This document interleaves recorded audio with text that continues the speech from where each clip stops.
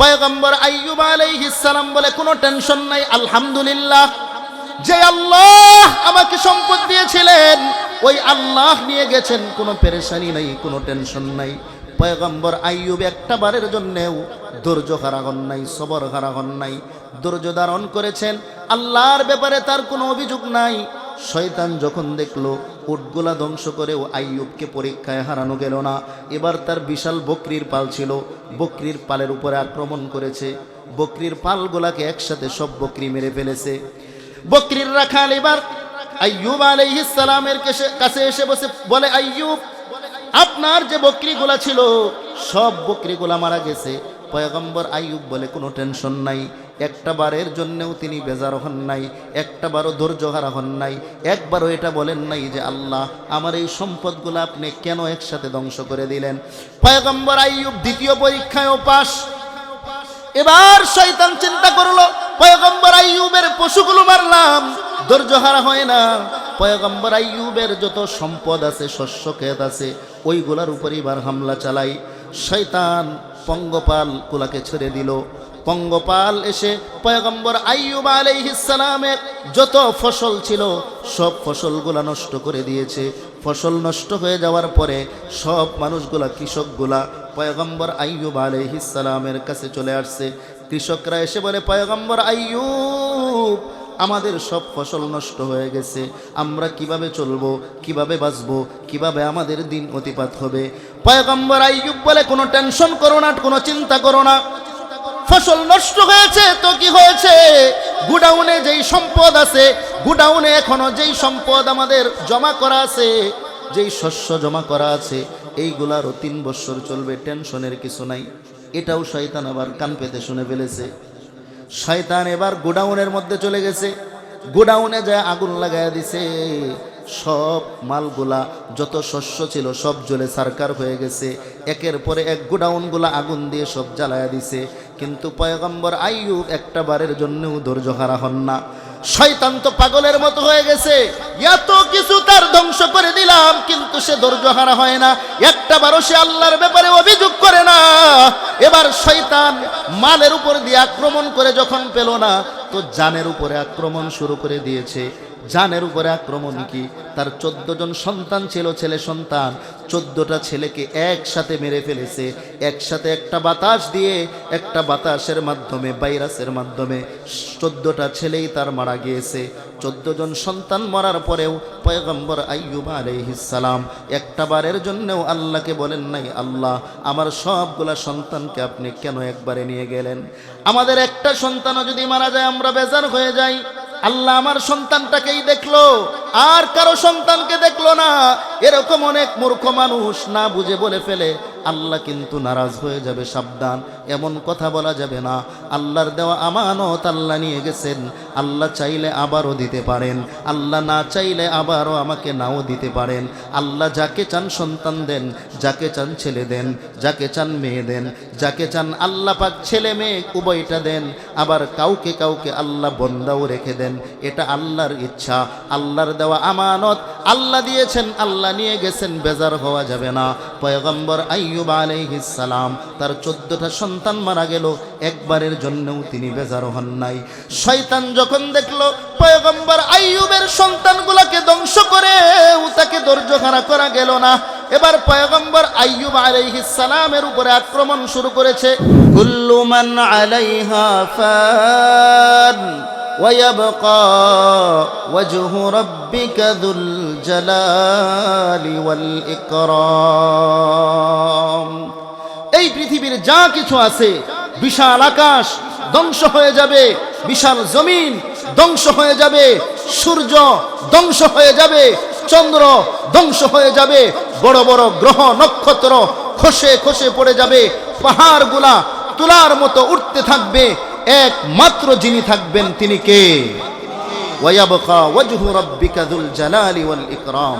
একমাত্র যিনি থাকবেন তিনি হলেন আল্লাহ।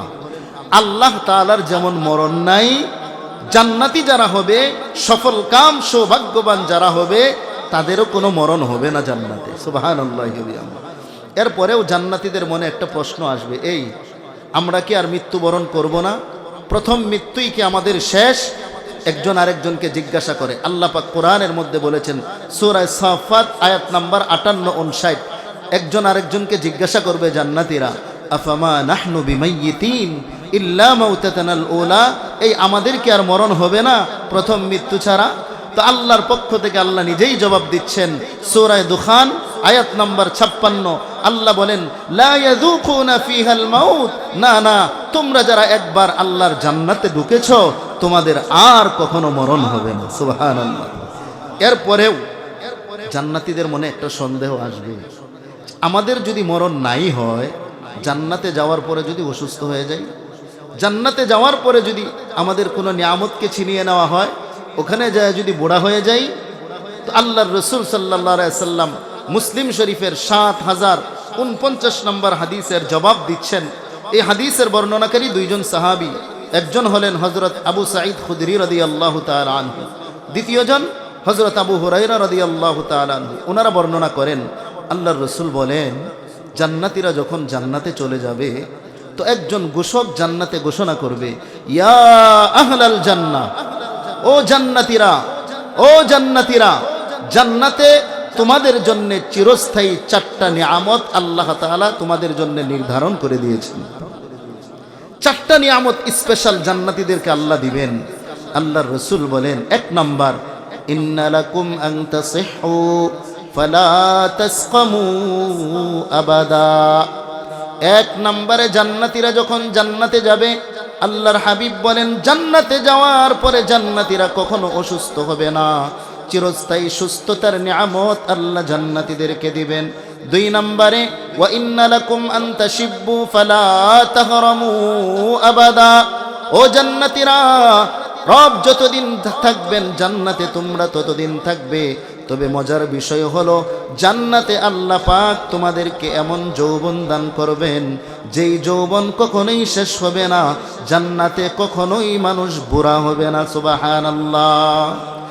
3 নম্বরে ওয়া ইন্না লাকুম আন তাহইয়াউ ফালা তামুতু আবাদা। আল্লাহর হাবিব বলেন জান্নাতে যারা যাবে তাদের কখনো মরণ হবে না। 4 নম্বর ওয়া ইন্না লাকুম আন তানআমু ফালা তাবতাইসু আবাদা। জান্নাতে যারা যাবে আল্লাহ পাক জান্নাতীদের নিয়ামত দিন দিন শুধু বাড়াইতেই থাকবেন, বাড়াইতেই থাকবেন, জান্নাতে কখনো নিয়ামত ফুরাবে না। সুবহানাল্লাহি ওয়া বিহামদিহি। এই তো হলো জান্নাতি যারা সৌভাগ্যবান সফলকাম যারা হবে। আর যারা দুর্ভাগা হবে, যারা নাফরমান বেঈমান, যারা জাহান্নামী হবে, তাদের অবস্থাটা কি হবে? সূরা হাক্কা আয়াত নাম্বার 29, 30, 31 আল্লাহ বলেন যারা জাহান্নামী হবে আল্লাহ ঘোষণা দিবেন তাদের জন্য, খুযুহু ফাগুল্লুহু সুম্মাল জাহিমা সাল্লু সুম্মা ফি সিলসিলাতিন যারউহা 70 যিরাআন ফাসলুকু। এই জাহান্নামীগুলোকে ধর, এদের গলায় বেড়ি পরায়া দে, এরপর টেনে হেসড়ে এগুলোকে জাহান্নামে নিয়ে যা। জাহান্নামে নিয়ে যাওয়া হবে। জাহান্নামে নেওয়ার পরেই যদি জাহান্নামীদের শাস্তি শেষ হয়ে যাইত কতই না ভালো হইতো। কিন্তু আল্লাহর পক্ষ থেকে জবাব আসবে, আল্লাহর পক্ষ থেকে ঘোষণা আসবে। সূরা দুখান আয়াত নাম্বার 44 আল্লাহ বলবেন খুযুহু ফাতিলুহু ইলা সাওয়াইল জাহিম। এই জাহান্নামীগুলোকে জাহান্নামের মাঝখানে নিয়ে যাও। জাহান্নামের মাঝখানে নেওয়ার পরেই যদি জাহান্নামীদের শাস্তি শেষ হয়ে যাইত কতই না ভালো হইতো। রবের পক্ষ থেকে আবার ঘোষণা আসবে। সূরা হজ আয়াত নাম্বার 19, 20, 21 আল্লাহ বলবেন কাফারু কুত্তিআত লাহুম সিয়াবুম মিন নার ইউসাব্বু মিন ফাওকি রুউসিহিমুল হামিম ইউসহারু বিহি মা ফি বুতুনিহিম ওয়াল জুলুদ। আল্লাহর পক্ষ থেকে ঘোষণা আসবে এদের গায়ের মধ্যে জাহান্নামের পোশাক পরিধান করায়া দাও। কুত্তিআত লাহুম সিয়াবুম মিন নার, জাহান্নামের পোশাকগুলো পরিধান করিয়ে দেওয়া হবে। ইউসহারু বিহি মা ফি বুতুনিহিম ওয়াল জুলুদ। এই জাহান্নামের আগুন, এই জাহান্নামের পোশাক এত ভয়াবহ, এত ভয়াবহ হবে আল্লাহ বলেন ইউসহারু বিহি মা ফি বুতুনিহিম ওয়াল জুলুদ ইউসাব্বু মিন ফাওকি রুউসিহিমুল হামিম। তাদের মাথায় গরম পানি ঢেলে দেওয়া হবে, জাহান্নামের উত্তপ্ত গরম পানি। ওই জাহান্নামের গরম পানি তাদের মাথায় ডালার সঙ্গে সঙ্গে তার পেটের নাড়ি বুড়ি যা আছে মাথা ছিদ্র করে পেটের ভিতরে গিয়ে সবগুলা পিছনের রাস্তা দিয়ে বের হয়ে যাবে। জাহান্নামীগুলা চিল্লায় চিল্লায় আওয়াজ করবে, জাহান্নামের মালিক ফেরেশতাকে ডাকবে, ওয়ানাদাউ ইয়া মালিকু লিয়াকদি আলাইনা রাব্বুক। জাহান্নামের দারওয়ানকে ডাক দিয়ে বলবে, হে মালিক ফেরেশতা, হে দারওয়ান ফেরেশতা, আল্লাহর কাছে একটু বলো না, আল্লাহ যেন আমাদের মরণ দিয়ে দেয়, জাহান্নামের এই শাস্তি আমরা সহ্য করতে পারি না। আল্লাহর পক্ষ থেকে আওয়াজ আসবে, আল্লাহর পক্ষ থেকে জবাব আসবে। সূরা ফাতির আয়াত নাম্বার 56 আল্লাহ বলবেন, লা ইউকযা আলাইহিম ফায়ামুত ওয়ালা ইউখাফফাফু আনহুম মিন আযাবিহা। ওরে নাফরমান বেঈমান জাহান্নামী, না না, জাহান্নামে আর তোদের মরণ হবে না। মরণ নামক প্রাণীকে তো আমি আল্লাহ আগেই জবাই করে দিয়েছি, আর কখনো তোদের মৃত্যু হবে না, তোদের শাস্তিও কমানো হবে না। ওয়ালা ইউখাফফাফু আনহুম মিন আযাবিহা, তোদের শাস্তি কমানো হবে না, দিন দিন শুধু তোদের শাস্তি বাড়তেই থাকবে, বাড়তেই থাকবে। যত দিন যাবে তত জাহান্নামের শাস্তি বাড়বে। জাহান্নামীরা চিল্লাবে, কিন্তু তাদের আওয়াজ ফেরেশতাদের কান পর্যন্ত পৌঁছবে না, কারণ জাহান্নামের রক্ষী যে ফেরেশতারা থাকবে তাদেরকে আল্লাহ বদির বানায়া দিবেন, তাদের কানে কোনো শ্রবণ শক্তি থাকবে না। যতই চিল্লাবে জাহান্নামী, কোনো কাজ হবে না, শুধু শাস্তি বাড়াইতেই থাকবে। নাউযু বিল্লাহি মিন যালিক। আল্লাহর কাছে আমরা পানাহ চাই, হে মালিক আমাদেরকে আপনি জাহান্নামের ওই ভয়াবহ আযাব থেকে আমাদেরকে বাঁচায়া আমাদেরকে জান্নাতি যারা সফল মুমিন হবে তাদের কাতারে আমাদেরকে দাঁড় করায়া দিন। চিল্লায় বলেন আমিন। সফল মুমিন হতে হবে আমাদেরকে। দুনিয়াতে যদি আমরা সফল মুমিন হয়ে যাইতে পারি, তো পরকালেও আমরা সফলদের কাতারে দাঁড়াইতে পারবো, সৌভাগ্যবানদের কাতারে দাঁড়াইতে পারবো। সফল কিভাবে হব? সফলতা কি জিনিস? আমরা সফলতা কাকে মনে করি? আমরা সফলতা মনে করি দুনিয়াতে যদি টাকা পয়সা হয়, গাড়ি বাড়ি হয়, 5 তলার মালিক, 10 তলার মালিক, সে হলো সফল। সন্তানটা লেখাপড়া করেছে, সন্তানটা ডাক্তার হয়েছে, ইঞ্জিনিয়ার হয়েছে, ব্যারিস্টার হয়েছে, তাকে আমরা সফল মনে করি, ঠিক কিনা বলেন?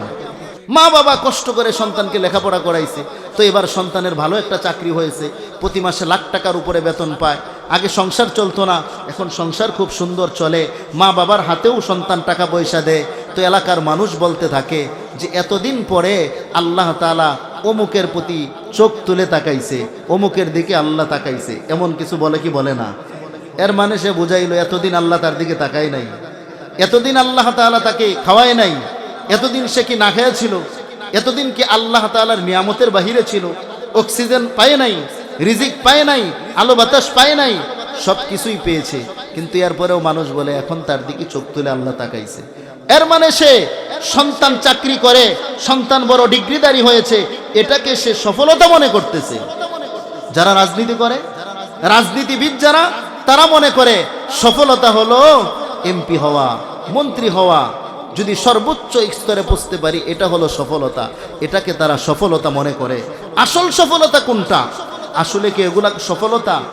আমরা যেগুলা সফলতা মনে করি এগুলা সফলতা না। সফলতা কি? আল্লাহ নিজেই বলেন সূরা আলে ইমরানের মধ্যে আল্লাহ তাআলা বলতেছেন সফলতা হলো 194 নম্বর আয়াত। আল্লাহ বলেন ফামান যুহজিহা আনিন নার فمن زحزح عن النار وأدخل الجنة فقد فاز। আল্লাহ বলেন সফলতা হলো যে ব্যক্তি নিজেকে জাহান্নাম থেকে বাঁচাইলো, নিজেকে জাহান্নামের আযাব থেকে বাঁচাইতে পারলো, ওয়া উদখিলাল জান্নাহ, এবং নিজেকে জান্নাতে প্রবেশ করাইতে পারলো, জান্নাতের উপযুক্ত বানাইতে পারলো, সেই হলো আসল সফল কাম। আমাদের কাছে সফলতার সংজ্ঞা একটা, আর আল্লাহর কাছে সফলতার সংজ্ঞা আরেকটা। আল্লাহর কাছে সফলতা হলো যে আমরা যদি নিজেকে জাহান্নাম থেকে বাঁচায়া নিজেকে জান্নাতি বানাইতে পারি, এটাই হলো আসল সফলতা। তো আমরা এই সফলতা চাই কি চাই না? জোরে আওয়াজ করে বলেন চাই কি চাই না? এত রাত এই যে ঠান্ডার মধ্যে কষ্ট করে শুনতেছেন, আজে বাজে কথা আপনাদেরকে শোনাবো না। যেই কথাগুলা বললে আমাদের পরকাল সুন্দর হবে, আসল মঞ্জিলে মাকসাদ যেটা, প্রত্যেকটা মুমিনের লেটেস্ট আকাঙ্ক্ষা যেটা, প্রত্যেকটা মুমিনের দিলের হৃদয়ের যেই আকাঙ্ক্ষা, শেষ ইচ্ছা মরণের পরে আল্লাহর জান্নাতে যাওয়া, ওই বিষয়গুলো আপনাদেরকে বলবো। তো ওই সফলতা আমরা কিভাবে অর্জন করব, সৌভাগ্যবান কিভাবে হব, আল্লাহ পাক এর জন্য কিছু ফর্মুলা দিয়েছেন আল্লাহর কোরআনে। 4টা ফর্মুলার কথা আপনাদের সামনে আজকে আলোচনা করব। সব তো আলোচনা করা সম্ভব না। 4টা ফর্মুলা আপনাদেরকে বলবো, যেই ফর্মুলাগুলো আমরা ফলো করলে, যেই ফর্মুলার উপরে চললে আমরা সফল মুমিন হব, সৌভাগ্যবানদের কাতারে আল্লাহ তাআলা ময়দানে মাহশারে আমাদেরকে দাঁড় করায়া দিবেন। চিল্লায় বলেন সুবহানাল্লাহ। সেই 4টা কর্মসূচি, সেই 4টা জিনিস কি, 4টা ফর্মুলা কি, আমি আপনাদের সামনে খুতবায় যে আয়াতে কারিমা তেলাওয়াত করেছি, সূরা আলে ইমরানের 200 নম্বর আয়াত, এই আয়াতে আল্লাহ 4টা ফর্মুলার কথা বলেছেন। আল্লাহ বলেন, ইয়া আইয়ুহাল্লাযীনা আমানু, ইয়া আইয়ুহাল্লাযীনা আমানুসবিরু ওয়াসাবিরু ওয়ারাবিতু ওয়াত্তাকুল্লাহা লাআল্লাকুম তুফলিহুন।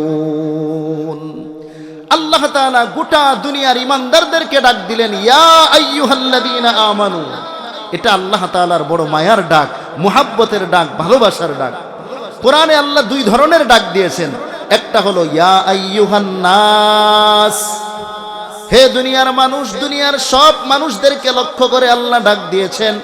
2 নম্বরে দুনিয়ার সব মানুষকে ডাক দেন নাই, বরং যারা ইমানদার মুমিন তাদেরকে আল্লাহ ডাকি ডেকেছেন, ইয়া আইয়ুহাল্লাযীনা আমানু, হে ইমানদারেরা, হে আমার ইমানদার বান্দা বান্দিরা।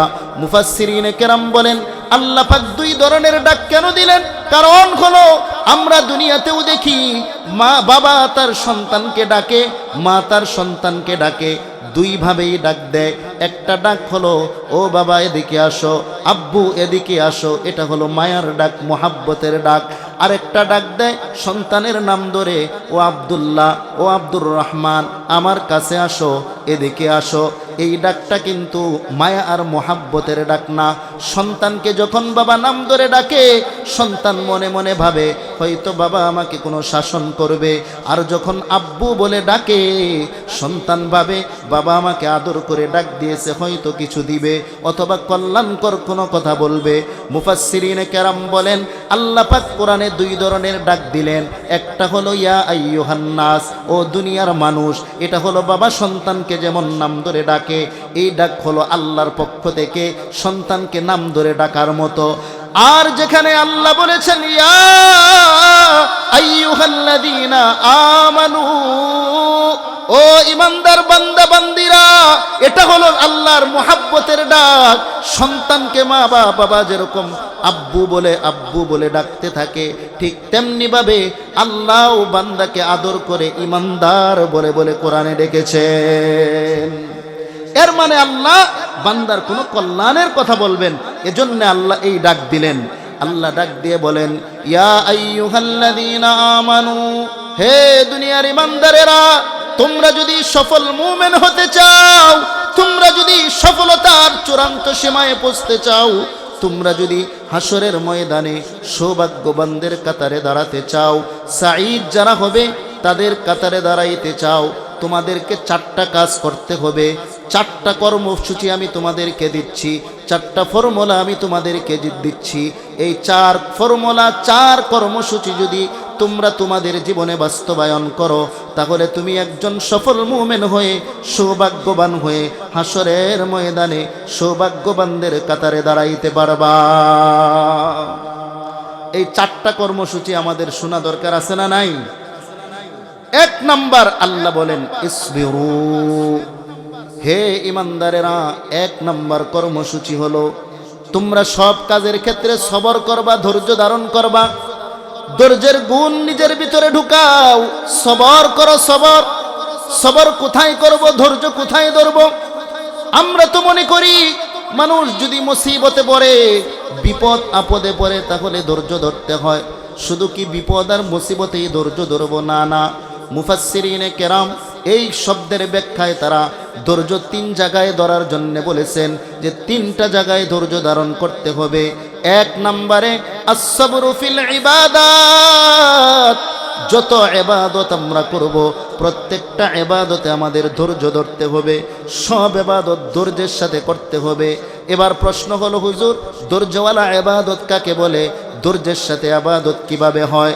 মুফাসসিরিনে কেরাম বলেন, একটা মানুষ ধৈর্যধারী ইবাদতকারী হতে হলে ওই ইবাদতের মধ্যে দুইটা গুণ লাগবে, দুইটা সিফত লাগবে। দুইটা গুণ যদি কোনো ইবাদতের ভিতরে থাকে ওই ইবাদতটা হবে ধৈর্যের ইবাদত। এক নাম্বার গুণ হলো ইখলাস, এক নাম্বার গুণের নাম হলো ইখলাস। দুই নাম্বার গুণের নাম হলো তরিকায়ে রাসূলুল্লাহ। ইখলাসের সাথে প্রত্যেকটা আমল করা, পাশাপাশি নবীর তরিকা অনুযায়ী করা, নবী যেভাবে বলেছেন ওইভাবে করা। এক নাম্বার গুণ, এক নাম্বার ইবাদত, ধৈর্যশীল ইবাদত হওয়ার জন্য এক নাম্বার গুণ লাগবে, যেটা সেটা হলো ইখলাস থাকতে হবে। অর্থাৎ প্রত্যেকটা আমল আল্লাহর সন্তুষ্টির জন্য হতে হবে। এবার আপনি আপনার আমলটাকে মিলান, আপনার আমলটা আল্লাহর সন্তুষ্টির জন্য হচ্ছে কিনা। আপনার রোজাটাকে মিলান, আপনার রোজাটা আল্লাহর সন্তুষ্টির জন্য হচ্ছে কিনা। আপনি হজ করেছেন হাজী সাহেব, আপনার হজটাকে মিলান, আল্লাহর সন্তুষ্টির জন্য হচ্ছে কিনা। ঘরে নামাজ পড়ি তো তাড়াহুড়া করি, মসজিদে যাই, ঘরে যেই নামাজ 2 মিনিটে 4 রাকাত হয়, মসজিদে গেলে ওই 4 রাকাত নামাজ পড়তে 8 মিনিট লাগে। এরকম আছে না নাই বলেন? এর মানে হলো ইবাদত যেটা আমি করলাম, ইখলাস নাই আমার এই নামাজের ভিতরে। ঘরে আমি 2 মিনিটে 4 রাকাত পড়ে ফেললাম, মসজিদে যাই 8 মিনিট লাগে। ঘরে কাকে দেখানোর জন্য করলাম, ঘরে কার জন্য করলাম, আর মসজিদে কার জন্য করলাম? ঘরেও তো আল্লাহর জন্য করেছি, মসজিদেও আল্লাহর জন্য করেছি। যদি ঘরেও আল্লাহর জন্য হয়, মসজিদেও আল্লাহর জন্য হয়, ঘরে 2 মিনিট, মসজিদে 5 মিনিট, 8 মিনিট লাগে। কারণটা কি? কারণ হলো ঘরের নামাজ আর মসজিদের নামাজ, 2 নামাজে পার্থক্য আছে। ঘরের নামাজটা পড়েছিলাম তাড়াহুড়া করে, এটার মধ্যেও সৌন্দর্য তরিকায়ে রাসূলুল্লাহ ছিল না। আর মসজিদে যেটা বললাম ওটা আল্লাহকে দেখানোর জন্য করি নাই, মানুষকে দেখানোর জন্য করেছি। ঠিক কিনা বলেন? বাসে টাকার গরমে হজ করে দেশে আসার পরে তার নামের শুরুতে আলহাজ লাগায়, এরকম হাজি আছে না নাই? জুড়ে বলেন না কেন আছে না নাই? কেউ যদি তার নামের শুরুতে আলহাজ না লেখে বেজার হয়ে যায়, হুজুর আমি তো হজ করেছি অমুক সনে। হুজুর একবার না আমি 3 বার হজ করছি, আমার নামের শুরুতে আপনি আলহাজ দিলেন না। মাহফিলে বিশেষ অতিথি করছে তো আলহাজ লেখে নাই, জন্য টাকা দেয় নাই। এরকম মানুষ, এরকম হাজি সমাজে আছে না নাই? কার জন্য হজ হলো এটা? আল্লাহর জন্য হলো না মানুষকে দেখানোর জন্যে? আরো জোরে বলেন, আল্লাহর জন্য না মানুষকে দেখানোর জন্যে? এই সমস্ত হাজি শব্দকে হাসরের ময়দানে আল্লাহ ডাক দিয়ে বলবে, ওরে হাজি, তোর এই হজ আমার দরকার নাই, যা তোর হজ তোকে দিয়ে দিলাম। দুনিয়াতে হাজি ডাক শোনার জন্য হজ করেছিলি, আজকে এই হজের বিনিময়ে কোনো কিছুই পাবি না, জাহান্নামে যা। ওই হাজিকে গার ধাক্কা দিয়ে আল্লাহ জাহান্নামে দিয়ে দিবে। অনেক আলেম মুফতি সাহেব নামের শুরুতে মুফতি যদি না লাগায়, আমি মুফতি হয়েছি নামের শুরুতে মুফতি না দিলে বেজার হয়ে গেলাম। হাসরের ময়দানে আল্লাহ ধরবে, ওরে মুফতি, দুনিয়াতে মানুষ তোকে যেন মুফতি বলে এজন্য মুফতি হয়েছিলি, যা যা দুনিয়াতে যেটা পাওয়ার পেয়ে গেছস, আজকে জাহান্নামে যা। আমার মতো অনেক বক্তাকেও ধরবে আল্লাহ, তোকে জবান দিয়েছিলাম, কথা বলার জন্য শক্তি দিয়েছিলাম, মানুষ তোর কথা শুনেছে, কিন্তু তুই জবানের দ্বারা বলছো একটা, নিজে করছো আর একটা। ইখলাস ছিল না, তাকওয়া ছিল না, যা যা। আজকে তোর এই বক্তাগিরির কোনো দাম নাই। হাসরের ময়দানে আল্লাহ যদি আমাদেরকে ধরে ফেলে কোনো উপায় থাকবে না, জাহান্নামী হতে হবে।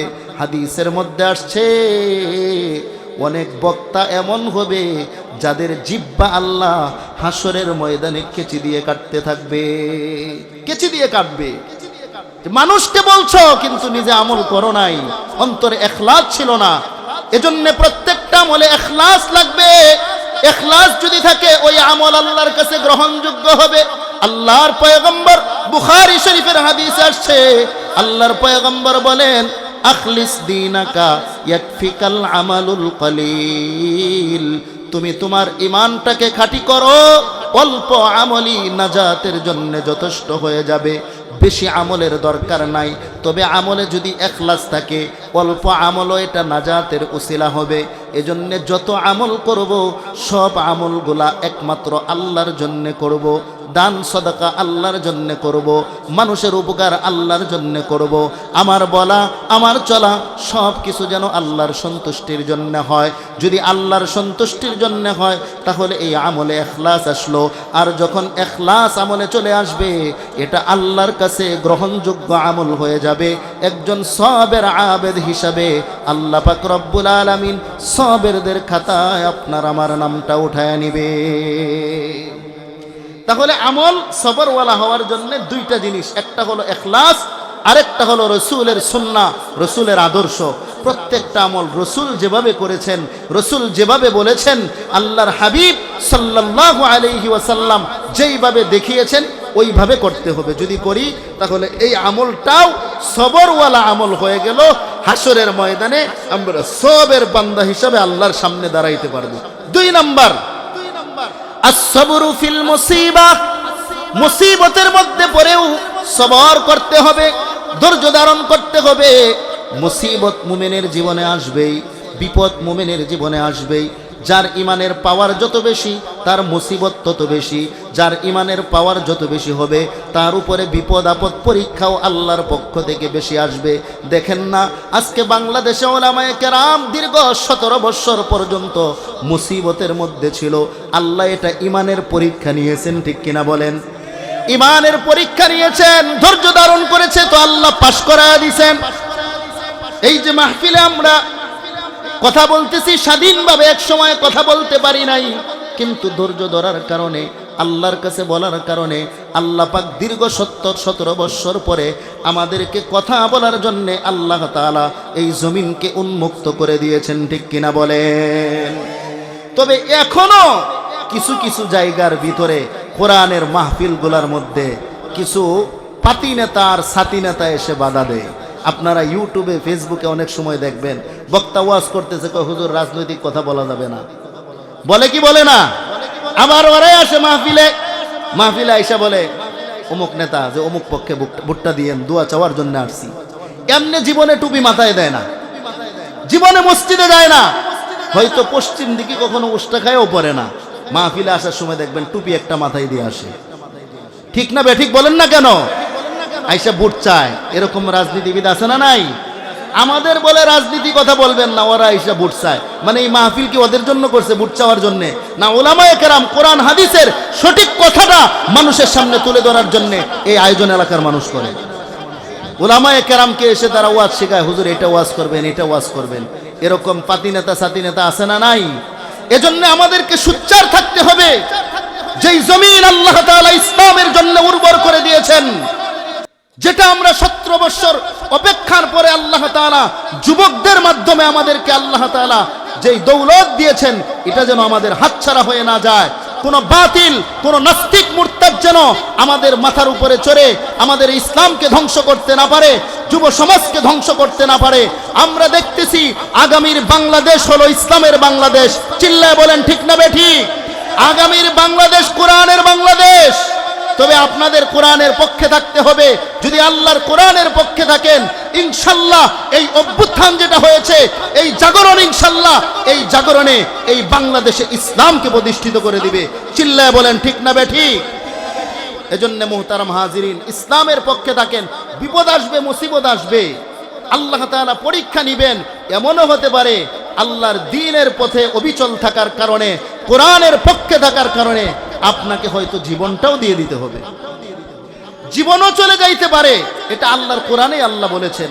তবে আল্লাহর রাস্তায় দ্বীনকে জিন্দা করতে গিয়ে, ইসলামকে প্রতিষ্ঠা করতে গিয়ে ইসলামের পক্ষে থেকেও যদি শহীদ হই, এতেও কোনো ক্ষতি নাই। কারণ যারা শহীদ হয় তারা আল্লাহর জান্নাতে চলে যায়। শহীদরা কখনো মরে না, শহীদরা জান্নাতে সবুজ পাখি হয়ে ঘোরাফেরা করতে থাকে। সুবহানাল্লাহ পড়েন। এই যে হাদি কিছুদিন আগে শহীদ হয়েছে, আল্লাহ কোরআনে বলেন যারা শহীদ হয় তাদেরকে মৃত বলো না। এক হাদিকে তারা বিদায় করেছে, তারা মনে করেছে এক হাদিকে শহীদ করে ইসলামের এই গণজাগরণকে তারা মিটায়া দিবে, ইসলামের গণজাগরণকে তারা থামায়া দিবে। কিন্তু না, হয়েছে উল্টা। যেটা হাদির জানাজা প্রমাণ করেছে, বাংলাদেশের ইতিহাসে হাদির জানাজায় যেই পরিমাণ লোক হয়েছে, বাংলাদেশের ইতিহাসে এত বড় জানাজা হয় নাই। এতগুলা লোক কোনো মানুষের জানাজায় হয় নাই, ঠিক কিনা বলেন? আরেকটা মানুষের জানাজায় হতে পারত, কিন্তু সেটা সেই ফ্যাসিস্ট সরকার হতে দেয় নাই। আল্লামা সাইদি রহিমাহুল্লাহ, ওনার জানাজায় যদি সুযোগ দেওয়া হইতো ঢাকার শহরে, আমার তো মনে হয় ঢাকার শহরে তিল পরিমাণ জায়গা থাকতো না যেখানে মানুষ নাই, তিল ধরার ঠাই থাকতো না, পুরা ঢাকা শহর লুকে লুকারিন্ন হয়ে যেত, ঠিক কিনা বলেন? ওরা ভাবছে হাদিকে বিদায় করে দিয়ে ইসলামের এই গণজাগরণকে থামাইয়া দিবে, কিন্তু না। এই হাদির জানাজা প্রমাণ করে যে এক হাদিকে তোমরা শহীদ করেছো, লক্ষ কোটি হাদি এই বাংলার ঘরে ঘরে জন্ম নিবে, ঠিক কিনা বলেন? এক হাদিকে বিদায় করে তোমরা ইসলামকে মিটিয়ে দিতে পারবে না, ইসলামের এই গণজাগরণ থামাতে পারবে না। ঘরে ঘরে আল্লাহ হাদি দান করবেন। নিজের সন্তানদেরকে প্রস্তুত করেন ইসলামের জন্য, যে যদি কেউ ইসলামকে ধ্বংস করার জন্য, ইসলামের বিরুদ্ধে দাঁড়ানোর জন্য কেউ আসে, আমার সন্তানকে মোকাবেলা করার জন্য পাঠায়া দিব। হয়তো সন্তান শহীদ হবে, আর না হয় গাজী হয়ে ফিরবে। যদি শহীদ হয় তাহলে শহীদের বাবা হিসাবে হাসরের ময়দানে আমরা দাঁড়াইতে পারবো। মরতে তো হবেই, ঠিক কিনা বলেন? মরণ তো সবার আসবেই, মরণ থেকে তো বাঁচার কোনো উপায় নাই। তবে মৃত্যুটা যদি শহীদি মৃত্যু হয়, এর চাইতে উত্তম মৃত্যু আর হইতে পারে না। শহীদ যারা হয়, হাদিসের মধ্যে আসছে, শহীদ যারা হয় আল্লাহ পাক রব্বুল আলামিন তাদের জিন্দেগীর সব গুনাহ মাফ করে দেন, শুধু ঋণ ব্যতীত। ইল্লাল করাজ হাদিসে আসছে, ঋণ ছাড়া যত গুনাহ আছে শহীদের সব গুনাহ আল্লাহ তাআলা মাফ করে দেন। এজন্যে ইসলামের পক্ষে থেকে যদি শহীদ হতে হয়, রাজি আছি না ইনশাআল্লাহ? মুসিবত আসবে, বিপদ আসবে, হয়তো জীবনটাও চলে যাইতে পারে। মুসিবত নবীদের উপরেও আসছে, হাদিসে আসছে আসাদ্দুন নাসি বালাআন আল আম্বিয়া সুম্মাল আমসালু ফাল আমসাল। সবচাইতে বেশি মুসিবত আল্লাহ তাআলা নবীদেরকে দিয়েছেন। এরপরে যারা নবীদের কাছাকাছি, তাদের মুসিবতটা ছিল তাদের কাছাকাছি। এজন্য যারা যত ইমানদার, যার যত ইমানের পাওয়ার, তার মুসিবত তত বেশি। আল্লাহ নিজেই কোরআনে বলেন, ওয়ালা নাবলুওয়ান্নাকুম বিশাইইম মিনাল খাউফি ওয়াল জু'i ওয়া নাকসিম মিনাল আমওয়ালি ওয়াল আনফুসি ওয়াস সামারাত।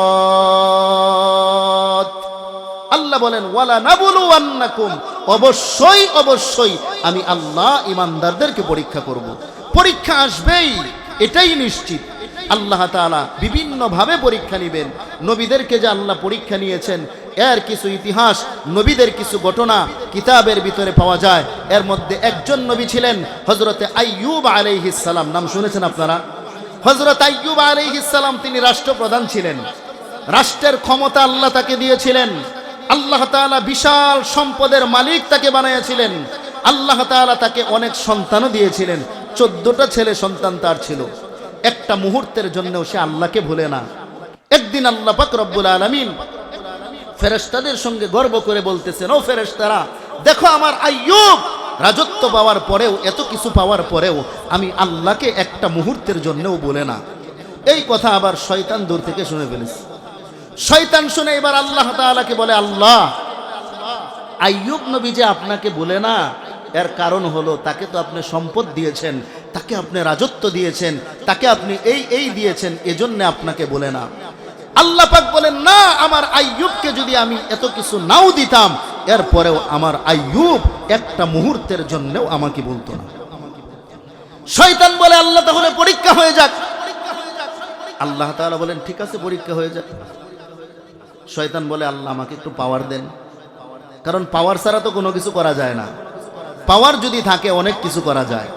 উপরের পাওয়ার থাকলে দেখা যায় এলাকার পাতি নেতা সাথী নেতারাও এলাকার মধ্যে চান্দাবাজি, টেন্ডারবাজি করে, ঠিক কিনা বলেন? উপরের পাওয়ার নাই তো এলাকার এই পাতি নেতাদেরকেও খুঁজে পাওয়া যায় না। দেখছেন না 17 বছর যে নেতা এলাকায় ছিল, এগুলো আছে একটাও নাই। কেন? উপরে পাওয়ার নাই। উপরের পাওয়ারলেস তো এই নেতাদেরও শেষ। তো শয়তানও বলে, আমাকে পাওয়ার দেন, পাওয়ার ছাড়া তো কিছু করতে পারবো না। আল্লাহ বলেন, যা, তোকে পাওয়ার দিলাম, আমার আইয়ুবকে তুই পরীক্ষা কর, কিন্তু পরীক্ষা করে আমার আইয়ুবকে কখনোই হারাতে পারবি না, আমার আইয়ুব আমাকে কখনোই বলবে না।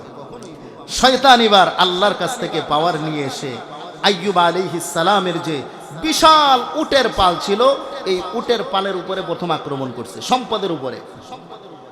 উটের পালগুলার উপরে আক্রমণ করে হাজার হাজার তার উট ছিল, সব উটগুলাকে একসাথে হত্যা করে ফেলেছে, সব উটগুলা মারা গেছে। উটের রাখাল পয়গম্বর আইয়ুব আলাইহিস সালামের কাছে দৌড়ায় আসছে। পয়গম্বর আইয়ুবকে এসে বলে, পয়গম্বর আপনাকে আমি কিভাবে বলি যে আপনার সব উটগুলা মারা গিয়েছে, আপনাকে বলার মতো সাহস আমি পাচ্ছি না।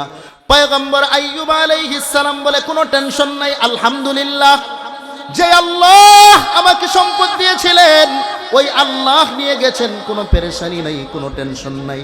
পয়গম্বর আইয়ুব একটা বারের জন্যেও ধৈর্য হারা হন নাই, সবর হারা হন নাই, ধৈর্য ধারণ করেছেন। আল্লাহর ব্যাপারে তার কোনো অভিযোগ নাই।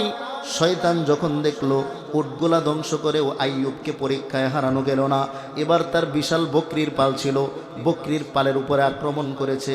বকরির পালগুলাকে একসাথে সব বকরি মেরে ফেলেছে। বকরির রাখাল এবার আইয়ুব আলাইহিস সালামের কাছে এসে বসে বলে, আইয়ুব আপনার যে বকরিগুলা ছিল সব বকরিগুলা মারা গেছে। পয়গম্বর আইয়ুব বলে, কোনো টেনশন নাই, একটা বারের জন্যেও তিনি বেজার হন নাই, একটা বারও ধৈর্য হারা হন নাই, একবারও এটা বলেন নাই যে আল্লাহ আমার এই সম্পদগুলো আপনি কেন একসাথে ধ্বংস করে দিলেন। পয়গম্বর আইয়ুব দ্বিতীয় পরীক্ষায়ও পাস। এবার শয়তান চিন্তা করলো, পয়গম্বর আইয়ুবের পশুগুলো মারলাম, ধৈর্য হারা হয় না, পয়গম্বর আইয়ুবের যত সম্পদ আছে, শস্য ক্ষেত আছে, ওইগুলার উপর এবার হামলা চালাই। শয়তান পঙ্গপাল কুলাকে ছেড়ে দিল। পঙ্গপাল এসে পয়গম্বর আইয়ুব আলাইহিস সালামের যত ফসল ছিল সব ফসলগুলা নষ্ট করে দিয়েছে। ফসল নষ্ট হয়ে যাওয়ার পরে সব মানুষগুলা, কৃষকগুলা পয়গম্বর আইয়ুব আলাইহিস সালামের কাছে চলে আসছে। কৃষকরা এসে বলে, পয়গম্বর আইয়ুব আমাদের সব ফসল নষ্ট হয়ে গেছে, আমরা কিভাবে চলবো, কিভাবে বাঁচবো, কিভাবে আমাদের দিন অতিপাত হবে। পয়গম্বর আইয়ুব বলে, কোনো টেনশন করো না, কোনো চিন্তা করো না, ফসল নষ্ট হয়েছে তো কি হয়েছে, গুডাউনে যেই সম্পদ আছে, গুডাউনে এখনো যেই সম্পদ আমাদের জমা করা আছে, যেই শস্য জমা করা আছে, এইগুলারও 3 বছর চলবে, টেনশনের কিছু নাই। এটাও শয়তান আবার কান পেতে শুনে ফেলেছে। শয়তান এবার গোডাউনের মধ্যে চলে গেছে, গোডাউনে যায় আগুন লাগাইয়া দিছে।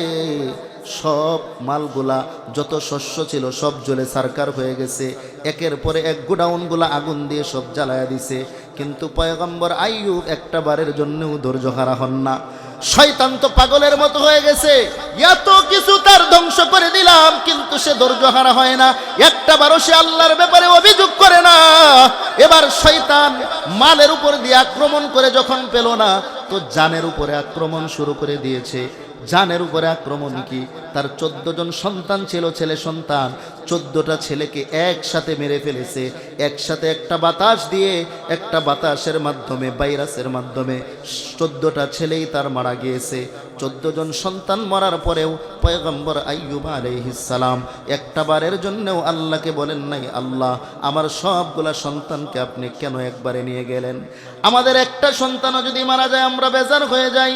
আল্লাহ আমার সন্তানটাকেই দেখলো, আর কারো সন্তানকে দেখলো না।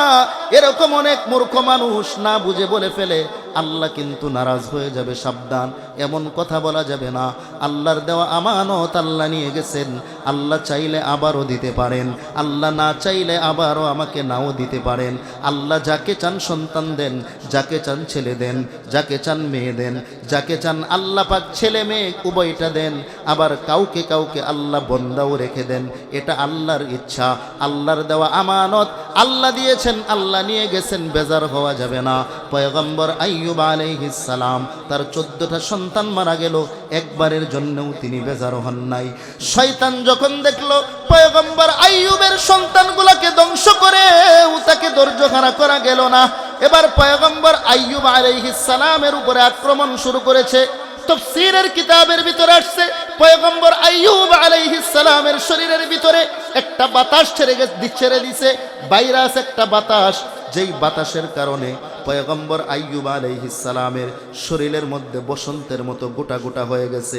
ওই বসন্তগুলার ভিতরে পানি জমে, পুইস জমে, ওগুলার ভিতরে কীড়া হয়ে গেছে। পুরাটা শরীরের ভিতরে কিরাই ধরে গেছে, শরীর পচন শুরু হয়ে গেছে। পয়গম্বর আইয়ুব আলাইহিস সালামের শরীর থেকে দুর্গন্ধ ছড়াইতেছে। পয়গম্বর আইয়ুব আলাইহিস সালাম এরপরেও একটা বারের জন্যও বেজার হন না। তার স্ত্রীগুলা ছিল, 4 জন স্ত্রী ছিল, তিনজন স্ত্রী এই দুর্গন্ধের কারণে চলে গেছে, পয়গম্বর আইয়ুবের দুরবস্থা দেখে চলে গেছে, কিন্তু একজন স্ত্রী রয়ে গেছে। তাফসীরের কিতাবে যার নাম আসছে রহমা বা রহিমা, এই স্ত্রী রয়ে গেছে। তাকে জিজ্ঞাসা করে পয়গম্বর আইয়ুব কি ব্যাপার, সবাই চলে গেলে তুমি কেন যাও না? এবার রহিমা ডাক দিয়ে বলে, স্বামী আমার, আমি আপনার সুখের দিনে ছিলাম, দুঃখের দিনে যদি আপনাকে ছেড়ে চলে যাই, হাসরের ময়দানে আমি আল্লাহর কাছে কি জবাব দিব? অনেক স্ত্রী আছে স্বামীর সুখের সময় পাশে থাকে, কিন্তু দুঃখের সময় তাকে পাশে পাওয়া যায় না। টাকা যতদিন আছে ভালোবাসা ততদিন আছে, টাকা নাই তো ভালোবাসা জানালা দিয়া পালায়। এমন স্ত্রী আছে না নাই? ইল্লা মাশাআল্লাহ। তবে ভালো আছে যে স্বামীর দুঃখের দিনেও তার পাশে থাকে, সুখে যেমন থাকে দুঃখেও তার পাশে থাকে। এই যে রহমা বা রহিমা নামে স্ত্রী, সে কেন যায় নাই? কারণ সে তো সাধারণ কোনো মেয়ে না, সাধারণ কোনো মহিলা না, সে হলো পয়গম্বর ইউসুফ আলাইহিস সালামের ছেলের ঘরের মেয়ে। পয়গম্বর ইউসুফ আলাইহিস সালামের ছেলের ঘরের মেয়ে। ইউসুফ আলাইহিস সালাম কত সুন্দর ছিলেন আপনারা জানেন। পয়গম্বর ইউসুফ আলাইহিস সালামকে আল্লাহ পাক যেই সৌন্দর্য দিয়েছিলেন, পৃথিবীর সব মানুষকে যে পরিমাণ সৌন্দর্য দিয়েছেন, পয়গম্বর ইউসুফকে তার অর্ধেক সৌন্দর্য আল্লাহ দান করছেন। তো তার ছেলের ঘরের নাতনি, ছেলের ঘরের মেয়ে মানে নাতনি, তাহলে কেমন সুন্দর হবে বুঝেন? হাজারে একটা না লাখে একটা হবে। এর পরেও সে পয়গম্বর আইয়ুব আলাইহিস সালামকে ছেড়ে যায় নাই, কারণ নবীর নাতি তো, সে তো নবীর নাতি। সে ভালো মন্দ বুঝে যে একজন নবী, আল্লাহ তাআলা যাকে নবী বানাইছেন, তাকে ছেড়ে যদি চলে যাই হাসরের ময়দানে পার পাবো না। পয়গম্বর আইয়ুব আলাইহিস সালাম রহিমাকে ডাক দিয়ে বলে, রহিমা, সবাই আমার পাশ থেকে চলে গেল, তুমি কেন যাও না? এবার রহিমা বলে, স্বামী আমার, হাসরের ময়দানে আল্লাহর সামনে আমি দাঁড়াইতে পারবো না। যদি আল্লাহ আমাকে জিজ্ঞাসা করে কি ব্যাপার, সুখের দিনে ছিলা, দুঃখের দিনে কেন ছেড়ে আসলা, এজন্য আমি আপনার পাশে রয়ে গেছি, আমি আপনার সঙ্গেই থাকবো, আমি কোথাও যাব না। রহিমা তার সঙ্গে রয়ে গেলেন। কিছুদিন অতিবাহিত হওয়ার পর তার শরীরে দুর্গন্ধ যখন প্রচন্ড বেড়ে গেল, শয়তান চতুর্দিকে একটা আওয়াজ ছড়ায় দিছে যে তার শরীর থেকে যেই দুর্গন্ধ আসে এটা একটা ভাইরাস। পয়গম্বর আইয়ুবের শরীরের এই দুর্গন্ধ, এই বাতাস যদি কারো শরীরে লাগে, তাহলে তার শরীরের ভিতরেও এই ভাইরাস চলে আসবে। এলাকার মানুষের ভিতরে এটা প্রচার হওয়ার পরে এবার এলাকার মানুষ পয়গম্বর আইয়ুব আলাইহিস সালামকে নির্দেশ দেয়, আপনি এলাকায় থাকতে পারবেন না, এলাকা ছেড়ে চলে যান। পয়গম্বর আইয়ুব আলাইহিস সালামকে এলাকা থেকে তারা বের করে দেওয়ার জন্য পরিকল্পনা করতেছে। পয়গম্বর আইয়ুব চিন্তা করলেন, তারা যেহেতু আমাকে এলাকায় রাখতে চায় না, আমিও থাকবো না। তো পয়গম্বর আইয়ুব আলাইহিস সালাম তিনি জঙ্গলে চলে গেলেন। জঙ্গলে চলে গেলেন শুধু স্ত্রী রহিমাকে সাথে নিয়ে। পয়গম্বর আইয়ুব আলাইহিস সালাম এতটা অসুস্থ হওয়ার পরেও একবারও আল্লাহ তাআলাকে বলেন না, আল্লাহ একের পরে এক কেন আপনি আমাকে এই মুসিবত দিচ্ছেন? একবারের জন্যও আল্লাহকে বলেন না। জঙ্গলায় যাওয়ার পরে এবার তার খাওয়ার জন্য কোনো ব্যবস্থা নাই, পানির জন্য কোনো ব্যবস্থা নাই। স্ত্রী রহিমা মানুষের বাড়িতে কাজ করে করে সে ছদ্মবেশে গিয়ে কাজ করে করে যা নিয়ে আসে, এটা দিয়েই আইয়ুব আলাইহিস সালামের জীবিকা হয়, তার খানার ব্যবস্থা হয়। এইভাবে কিছুদিন চলতে চলতে চলতে চলতে পয়গম্বর আইয়ুব আলাইহিস সালামের পরীক্ষা যখন শেষ প্রান্তে পৌঁছে গেছে, শয়তান এবার চিন্তা করলো তাহলে শেষ আর একটা পরীক্ষা বাকি। পুরা শরীরে পচন ধরেছে, পুরা শরীরে পোকা ধরেছে, কিন্তু তার জিহ্বাটা এখনো হেফাজতে আছে, জিহ্বার মধ্যে পোকা লাগে নাই। এই জিহ্বা দিয়ে সে সব সময় আল্লাহকে ডাকে, আল্লাহ নামের মজা নেয়, আল্লাহকে সব সময় ডাকে, আল্লাহর নামের তাসবিহ তার জবানে সব সময় থাকে, আল্লাহ নামের জিকিরে তার জবান সব সময় তরতাজা থাকে। এবার তার জিহ্বার মধ্যে পোকা ধরে গেছে। জিহ্বার মধ্যে যখন পোকা চলে আসছে, এবার আইয়ুব আলাইহিস সালাম চোখের পানি ছেড়ে দিয়ে আল্লাহকে ডাক দিয়ে বলে, আল্লাহ আমার সব সম্পদগুলা ধ্বংস হয়ে গেছে, আমি এতে বেজার না। আমার সন্তানগুলা মারা গেছে, আমি এতেও বেজার না গো মালিক। আমার স্ত্রীগুলো চলে গেছে, আমি এতেও বেজার না। আমার রাজত্ব চলে গেছে, এতেও আমি বেজার না। আল্লাহ, পুরা শরীরের মধ্যে আমার পছন্দ রয়েছে, পোকাই ধরে গেছে, এতেও আমি বেজার না। তবে আল্লাহ গো, এখন আমার জিহ্বার মধ্যেও পোকা ধরে গেছে। আল্লাহ, এই জিহ্বা দিয়ে আমি সব সময় আপনার জাতি নাম জপে জপে মজা লইতাম। আল্লাহ গো, এখন যদি আমার এই জিহ্বার মধ্যেও পোকা এসে যায়, কোন অঙ্গের দ্বারা আমি আপনার জাতি নামের মজা লইব গো আল্লাহ? আল্লাহ, আমার জিহ্বাটাকে আপনি হেফাজত করেন আল্লাহ, এই জিহ্বাটা যেন পোকায় না ধরে। পয়গম্বর আইয়ুব আলাইহিস সালাম যখন আল্লাহর কাছে কেঁদে কেঁদে এই কথাটা বলতেছেন, আল্লাহ কোরআনে বলেন, ওয়াজকুর আবদানা আইয়ুব ইয নাদা রাব্বাহু আন্নী মাসসানিয়াদ দুররু ওয়া আনতা আরহামুর রাহিমিন। পয়গম্বর আইয়ুব আলাইহিস সালাম আল্লাহকে ডেকে ডেকে বলে, আল্লাহ, আপনিই তো দয়ালু, আপনিই তো মেহেরবান। আল্লাহ, আমার এই জিহ্বাটাকে আপনি পোকা দিয়ে আল্লাহ ধ্বংস করে দিয়েন না। পয়গম্বর আইয়ুব বারবার বারবার আল্লাহর কাছে এই দোয়া শুরু করলেন। আল্লাহ পাক রব্বুল আলামিন জিবরাইলকে পাঠিয়ে দিলেন, জিবরাইল যাও, আমার পয়গম্বর আইয়ুবকে পরীক্ষা করা হয়ে গেছে, আমার আইয়ুব পরীক্ষায় পাশ করেছে, সুতরাং যাও যাও তার কাছে চলে যাও, তাকে গিয়ে সুসংবাদ জানায়া দাও, সে আমার সবের বান্দাদের অন্তর্ভুক্ত হয়ে গেছে। যাও, তাকে যায় বলো, উরকুদ বিরিজলিক হাদা মুগতাসালুম বারিদু ওয়া শারাব। আমার আইয়ুবকে গিয়ে বলো, আমার আইয়ুব পরীক্ষায় পাশ করেছে, তার পায়ের সামনে যে পাথরটা আছে, ওই পাথরের মধ্যে পা দিয়ে আঘাত করতে বলো। পা দিয়ে আঘাত করার পরে সেখান থেকে মিষ্টি পানি বের হয়ে আসবে, পবিত্র পানি বের হয়ে আসবে, ওই পানি দিয়ে তাকে গোসল করতে বলো, ওই পানি পান করতে বলো।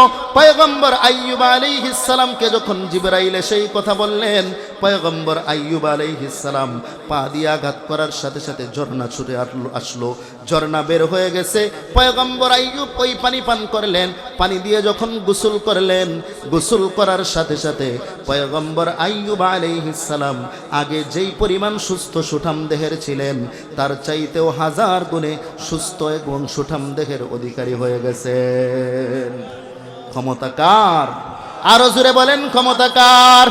কাদেরে কুদরত দারি বরকামাল, আনতা রাব্বি আনতা হাসবি জুল জালাল, তুহি কাদের জলিলুল্লাহ জাহাদার, বহর হালে তুহি মেরা নিগাহদার।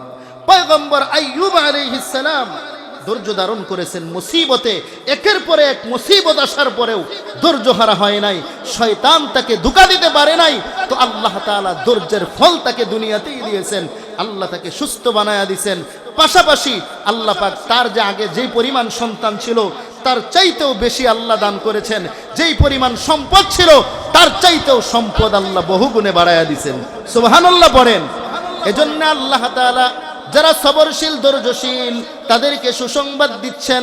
আল্লাহ বলেন, ওয়াবাশশিরিস সাবিরিন, ধৈর্যশীলদেরকে সুসংবাদ দিয়ে দাও, যারা ধৈর্য ধারণ করবে আমি আল্লাহ দুনিয়াতেই ধৈর্যের ফল দিব, আখিরাতেও ধৈর্যের ফল আমি আল্লাহ তাদের জন্য জান্নাত রেডি করে রেখেছি। সুবহানাল্লাহ। আরো জোরে বলেন না সুবহানাল্লাহ। তাহলে মুসিবত আসবে আমাদের উপরে, যার ঈমান যত বেশি হবে মুসিবত তত বেশি হবে। মুসিবতের মধ্যে ধৈর্য ধারণ করতে হবে। 3 নাম্বার বলেছিলাম সবর 3 জায়গায়। 1 নাম্বার হলো আস-সাবরু ফিল ইবাদাত, সমস্ত ইবাদতের মধ্যে সবর। 2 নাম্বার হলো আস-সাবরু ফিল মুসিবা, মুসিবতের মধ্যে ধৈর্য ধারণ করা, সবর করা। 3 নাম্বার হলো আস-সাবরু আনিল মাসিয়া, গুনাহ থেকে নিজেকে বাঁচানোর মাধ্যমে ধৈর্য ধারণ করা, গুনাহ থেকে নিজেকে বাঁচানোর মাধ্যমে ধৈর্য ধারণ করা। যুবক ভাইয়েরা যারা এখানে আমরা আসছি, যাদের কানে এই মাইকের আওয়াজ যাচ্ছে, যুবক নিজেকে গুনাহ থেকে বাঁচাইতে হবে, ধৈর্য ধরতে হবে। গুনার সুযোগ তোমার আমার সামনে আছে, এটা আল্লাহর পক্ষ থেকে পরীক্ষা, যে তুমি গুনার সুযোগ পেয়েও গুনাহ থেকে নিজেকে বাঁচাও কিনা। যদি তুমি আমি গুনাহ থেকে নিজেকে বাঁচাইতে পারি, তো সবের বান্দা হিসাবে আল্লাহর জান্নাতের মেহমান আল্লাহ বানায়া দিবেন। গুনার সুযোগ থাকার পরেও নিজেকে গুনার থেকে বাঁচানো, এটা এক দামি জিনিস। যে গুনাহ করার সুযোগ, ইচ্ছে করলে আমি গুনাহ করতে পারি, ইচ্ছে করলে আমি নাফরমানি করতে পারি, ইচ্ছে করলে আমি চোখের গুনাহ, চোখের আনন্দ নিতে পারি, ইচ্ছে করলে আমি আমার মনের আনন্দ নিতে পারি। এরপরেও যদি গুনাহ থেকে আমি নিজেকে বাঁচাইতে পারি, বুখারী মুসলিমের এক হাদিসের মধ্যে আসছে, যারা নিজেকে গুনাহ থেকে বাঁচাবে ধৈর্যের মাধ্যমে, গুনাহ থেকে আল্লাহর ভয়ে নিজেকে হেফাজত করবে, যেই হাসরের ময়দানে আল্লাহর আরশে আজিমের ছায়া ব্যতীত কোনো ছায়া থাকবে না, ওই দিন আল্লাহ তাআলা ওই সমস্ত যুবকদেরকে আর যুবতীদেরকে যারা নিজেকে গুনাহ থেকে বাঁচাইছে, আল্লাহর ভয়ে সবর করে ধৈর্য ধারণ করে, তাদেরকে ওই আরশের নিচে আল্লাহ ছায়া দান করবেন। আর একটু জোরে বলেন না সুবহানাল্লাহ।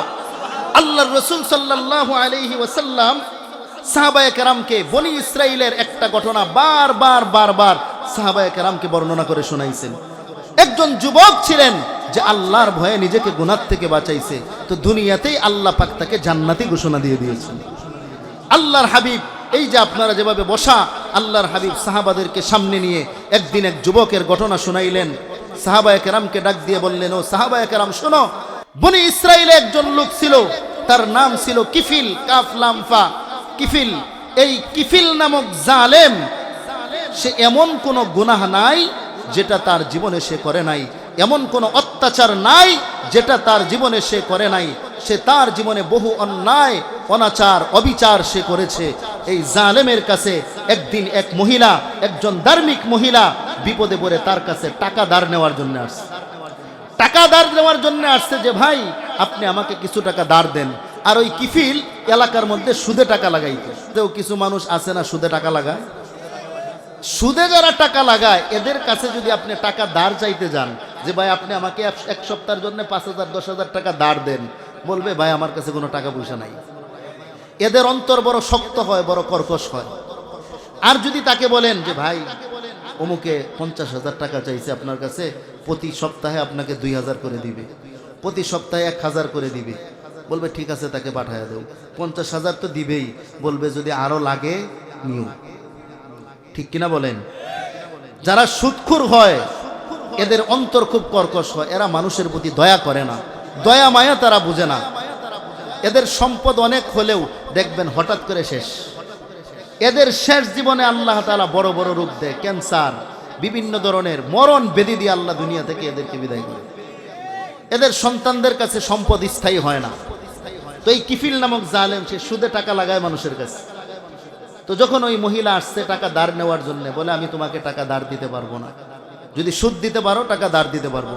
বলে আমি সুদ কোত্থেকে দিব, আমি তো চলতেই পারি না, চলার জন্য আপনার কাছ থেকে আমি টাকা ধার নিচ্ছি। বলে তাহলে টাকা ধার দেওয়া যাবে না। বলে আরেকটা অপশন আছে। মেয়েটার চেহারার দিকে তাকায় দেখে তার চেহারাটা বড় চমৎকার, সুন্দর লাগে, তো মনের ভিতরে তার কুপ্রবৃত্তি চলে আসছে, কুধারণা, কুভাষণা তার অন্তরের মধ্যে চলে আসছে।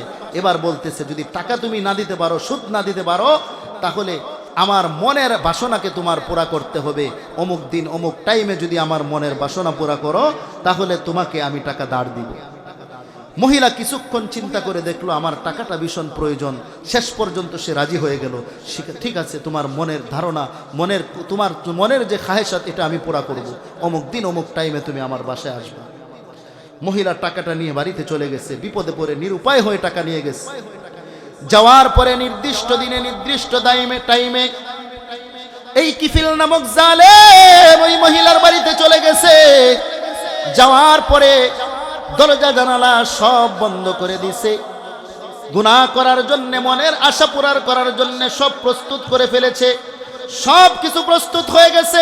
গুনাহের মধ্যে যখন লিপ্ত হবে, মনের বাসনা পুরা করবে, তো তখন মেয়েটার দিকে তাকায়া দেখে তার চোখ থেকে জোর জোর করে পানি পড়তেছে। এবার মেয়েটাকে ডাক দিয়ে বলে, কি ব্যাপার, তোমার চোখে পানি কেন? আমি তো তোমাকে বলি নাই, জোর করি নাই যে তোমাকে এই কাজ করতে হবে, তুমি নিজেই রাজি হয়েছো। এবার আল্লাহর বান্দিটা ডাক দিয়ে বলে, ওরে জালেম, ওরে কিফিল, আমি রাজি হয়েছিলাম কারণ আমার টাকার ভীষণ প্রয়োজন ছিল, কিন্তু এখন আমি চোখে পানি ছাড়তেছি এই ভয়ে যে হাসরের ময়দানে তো আমাকে আল্লাহর সামনে দাঁড়াইতে হবে। আজ পর্যন্ত আমার গায়ের ভিতরে কোনো জিনাহের দাগ লাগে নাই, কোনো একটা গুনার দাগ আমার শরীরের মধ্যে লাগে নাই। হাসরের ময়দানে আমি একজন জানিয়া হিসাবে আল্লাহর সামনে কিভাবে দাঁড়াবো, এই ভয়ে আমি কান্না করতেছি। জালেম যখন এই কিফিল যখন মেয়ের মুখ থেকে এই কথাটা শুনেছে যে আল্লাহর ভয়ে তার দিলের ভিতরে কান্না চলে আসছে।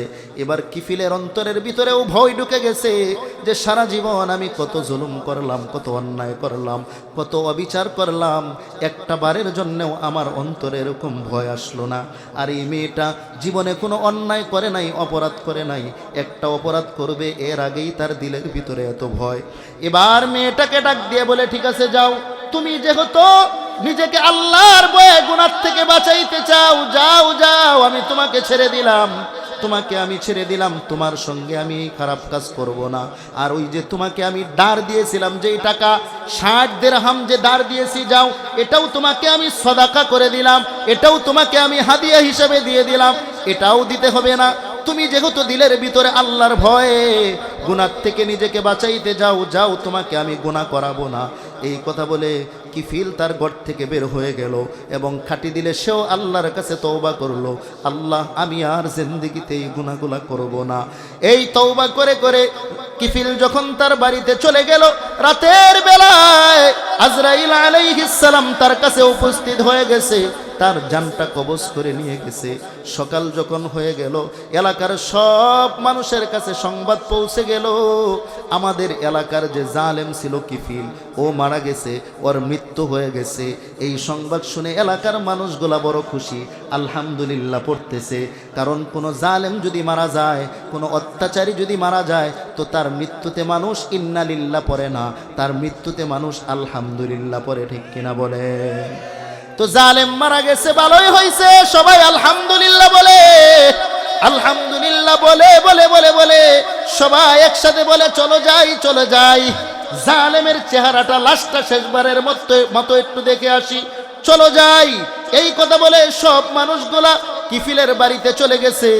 কিফিলের বাড়িতে যাওয়ার পরে যখন দরওয়াজা দিয়ে ঘরের ভিতরে ঢুকবে, তো ঢোকার সময় দরজার দিকে তাকায়া দেখে দরজার ভিতরে লেখা, কদ গফারাল্লাহু লিল কিফিল, কদ গফারাল্লাহু লিল কিফিল।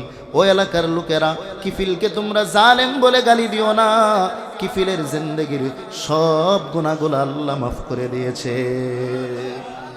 কিফিলকে তোমরা জালেম বলে গালি দিও না রে এলাকার মানুষ, আল্লাহ কিফিলের জিন্দেগির সব গুনাহগুলো মাফ করে দিয়েছেন। দরজার উপরে লেখা। মানুষগুলো অবাক হয়ে গেল যে জীবনে কোনোদিন নেক আমলি করে নাই, সারা জীবন মানুষের প্রতি জুলুম আর অত্যাচার করেছে, তার জিন্দেগির সব গুনাহগুলো আল্লাহ মাফ করে দিলেন। কারণটা কি? কারণটা কি? ঘরের ভিতরে ঢুকছে, দেখি তার লাশটা, দেখি তো চেহারার দিকে তাকায় দেখে কপালের মধ্যেও লেখা উঠতেছে, কদ গফারাল্লাহু লিল কিফিল, কিফিলকে তোমরা জালেম বলে গালি দিও না, কিফিলের জিন্দেগির সব গুনাহগুলো আল্লাহ মাফ করে দিয়েছে। এলাকার মানুষগুলা পেরেশান হয়ে গেল, কি ব্যাপার, কেন আল্লাহ তাআলা তাকে মাফ করে দিলেন, কেন তার কপালের ভিতরে এই লেখা উঠতেছে, কারণটা কি? যাইতে যাইতে এই সংবাদ, ওই যে মেয়েটা ছিল, যেই মেয়ের সঙ্গে গতদিন ঘটনা হয়েছে দিনের বেলায়, মেয়েকে যায় জিজ্ঞাসা করে, মেয়ের কানে এই সংবাদ যাওয়ার পরে মেয়েটা দৌড়াইয়া চলে আসছে। মেয়েটা এসে এবার বলতেছে, শুনো শুনো, আল্লাহ পাক তার জিন্দেগির গুনাহ কেন মাফ করে দিয়েছেন জানো? কারণ গতকালকে আমার সঙ্গে তার এই ঘটনা ঘটেছিল, সে আল্লাহর ভয়ে নিজেকে গুনাহ থেকে বাঁচায় নিছে। আমিও গুনাহ করতে চাই নাই, সেও আমাকে ছেড়ে দিছে, নিজেও তওবা করে ফেলেছে, গুনাহ থেকে নিজেকে বাঁচায়া দিছে। এই গুনাহ থেকে নিজেকে বাঁচানোর কারণে আল্লাহ পাক তার জিন্দেগির সব গুনাহগুলা মাফ করে জান্নাতীদের খাতায় তার নামটা উঠায়া দিছে।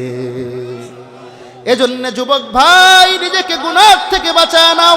নিজেকে যদি গুনাহ থেকে বাঁচাইতে পারো, হাসরের ময়দানে আল্লাহ পাক তার আরশে আজিমের নিচে ছায়া দান করে দিবেন। সুবহানাল্লাহ। এজন্য আজকে থেকে হে যুবক, আল্লাহর কাছে ওয়াদা করো, আজকের পর থেকে আর কোনোদিন গুনাহ করব না। আল্লাহ, আজকের পর থেকে আর কোনোদিন সুদ খাবো না, আজকের পর থেকে আর কোনোদিন ঘুষ খাবো না, আজকের পর থেকে আর কোনোদিন কোনো বেগানা নারীর দিকে তাকাবো না, আজকের পর থেকে আর কোনোদিন মা বাবাকে কষ্ট দিব না, আজকের পর থেকে আর কোনোদিন মানুষের উপরে জুলুম করব না, আজকে থেকে নবীজির তরিকায় চলবো, নবীর সুন্নতের উপরে আমল করব, ওলামায়ে কেরামকে মোহাব্বত করব, দ্বীনের উপরে চলবো, 5 ওয়াক্ত নামাজ আদায় করব, শরীয়তের প্রত্যেকটা বিধান মেনে মেনে চলবো। যদি আমাদের দিলের ভিতরে খাঁটি নিয়ত থাকে, তওবার নিয়তে আল্লাহকে 2টা হাত আমরা দেখায়া দেই। সবাই হাত তুলে আল্লাহর কাছে বলি, আয় আল্লাহ। সবাই ডাক দেন ইয়া আল্লাহ, আরো জোরে ডাক দেন ইয়া আল্লাহ। আয় আল্লাহ, তাকা দেখেন এই ময়দানের দিকে, সব মানুষগুলা তওবা করতেছে আল্লাহ, আর কোনোদিন গুনাহ করবে না, নবীর আদর্শের বাহিরে চলবে না। আয় আল্লাহ, উলামায়ে কেরামকে কষ্ট দিবে না, দ্বীনের পক্ষে ইসলামের পক্ষে থাকবে। আয় আল্লাহ, আপনি আমাদের সকলের হাতগুলাকে কবুল করে আমাদের সকলকে আপনি জান্নাতি মানুষ বানায়া দেন। সবাই বলে আমিন। আমি যেই বিষয়টা আপনাদেরকে এতক্ষণে বুঝাইতে চাইলাম, যে আমরা যদি সফল হতে চাই, সৌভাগ্যবান হইতে চাই, তাহলে আমাদেরকে 4টা গুণ অর্জন করতে হবে। 1 নাম্বার হলো সবরের গুণ, ধৈর্যের গুণ। কয় জায়গায় সবর করব? 3 জায়গায়। ইবাদতের ক্ষেত্রে সবর, নিজেকে গুনাহ থেকে বাঁচানোর ক্ষেত্রে সবর। 3 নাম্বার হলো মুসিবতের ভিতরে সবর। 2 নাম্বার হলো ওয়াসাবিরু। 1 নম্বরে সবর করব, 2 নাম্বার আমরা সবরে অটল থাকব, ধৈর্যে অটল থাকব। 3 নাম্বার ওয়ারাবিতু। ওয়ারাবিতু মানে সব সময় ইসলামকে জিন্দা রাখার জন্য ইসলামের পাহারাদার হয়ে যাব, সব সময় জিহাদের জন্য প্রস্তুত থাকব। আল্লাহর দ্বীনকে জিন্দা করার জন্য যদি ময়দানে ঝাঁপায়া পড়তে হয়, নিজের রক্ত ঢেলে দিয়ে হলেও, নিজের জীবন দিয়ে হলেও আল্লাহর দ্বীনকে আল্লাহর জমিনের মধ্যে বাস্তবায়ন করব। এটা হলো 3 নাম্বার। 4 নাম্বার ওয়াত্তাকুল্লাহ। প্রত্যেকটা কাজের ক্ষেত্রে সব জায়গায় আল্লাহর ভয় অন্তরে নিয়ে চলবো, যেখানেই যাই আল্লাহর ভয় অন্তরে রাখবো। এই 4 গুণ যদি অর্জন করতে পারি, আল্লাহ বলেন লাআল্লাকুম তুফলিহুন, অবশ্যই অবশ্যই তোমরা সফল মুমিন হবে, সফল মুমিন হবে, সফল মুমিন হয়ে জান্নাতের মেহমান হয়ে যাবে। সুবহানাল্লাহ। আল্লাহ পাক আমাদেরকে কথাগুলোর উপরে বুঝার এবং আমল করার তৌফিক দান করেন। সবাই বলে আমিন। ওয়া আখিরু দাওয়ানা আনিল হামদুলিল্লাহি রাব্বিল আলামিন। আসসালামু আলাইকুম ওয়া রাহমাতুল্লাহি ওয়া বারাকাতুহু।